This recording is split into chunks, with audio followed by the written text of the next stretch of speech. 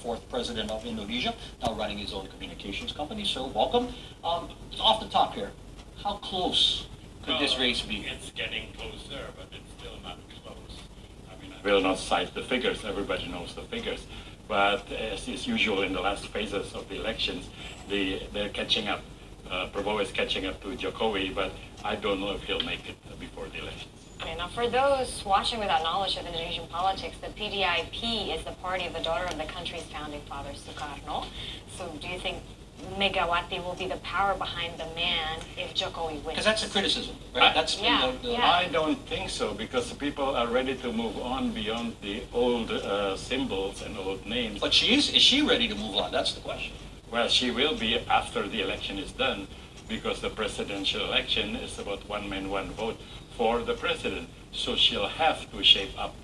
And it's between Prabowo and Jokowi, not between Gerindra and PDIP. But, you know, she said things like he's a man of the party, not the man of the people. You've heard that statement. Well, let her say what she wants. It's her right. Okay. It's the people's right to demand accountability from the president they elect. Sure. Now, Wimar, critics say that Jokowi's lack of leadership experience at this level is a negative, but other people say it's a positive. It's a fresh option. He's untainted.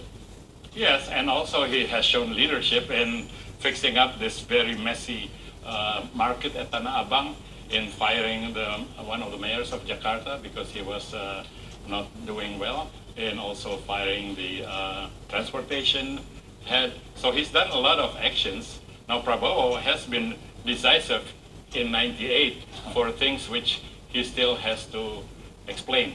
But Jokowi has done maybe little things, but concrete things. Prabowo Subianto, your social media followers know very well that you're not a fan. Oh, I'm a friend. I'm a friend, but not a fan. Not a fan, that's what you said. exactly. Yeah. Not a fan. So what is exactly your main objection?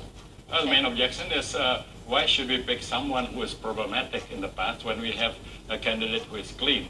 All he has to do is explain what he did in '98, why he went to Jordan, and what he's done since campaigning here. So it's a bit opaque, not transparent. Whereas the other side, you know, they have to show all their warts and all their... Yeah, the general has not been brought up on charges. He's never been tried in court, right? But you feel he hasn't satisfactorily answered... Well, he hasn't satisfied the Human Rights Commission when they invited him, and he hasn't submitted himself to critical scrutiny. I don't know if the reporters, you being one of them, have had the chance at him, but if I were him, and of course I'm not him, we think different ways, I would grab every chance to explain myself before he plunges, because I think it's good that we have a democracy and it's functioning very well up till now. So once the election is done, there will be no second guesses. If people vote against him, that's it. He doesn't have to explain himself, nor can he rise up again. If he wins, I don't know, that's hypothetical. But if we give him the benefit of the doubt, do you think he could surprise you and turn out to be the decisive and fair leader that Indonesians say they want?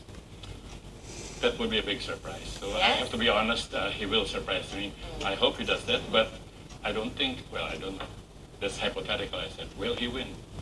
I mean, if he wins, then we hope, as residents of this country, that it's not as bad as his harshest critics say. Of course. And that, you know, we get somewhere in the middle. I would say, like in a football game, may the best team win.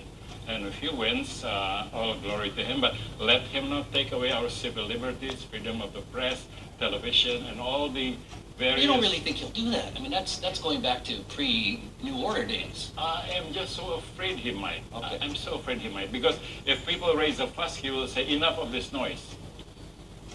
Let's control the station. In a different world we live in now. There are a lot of external factors. But let me ask you this, Wimar. What qualities then, last question, must our next leader have to lead this country during its growing role in politics and the economy?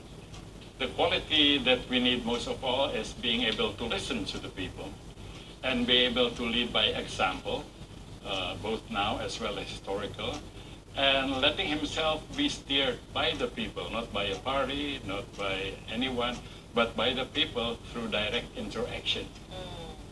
That's communication. Not because I'm a communication guy, but I think communication is the secret, not anything else. So moving closer to a true form of democracy, where there is back and forth between the people who are Yes, and I think we're getting there.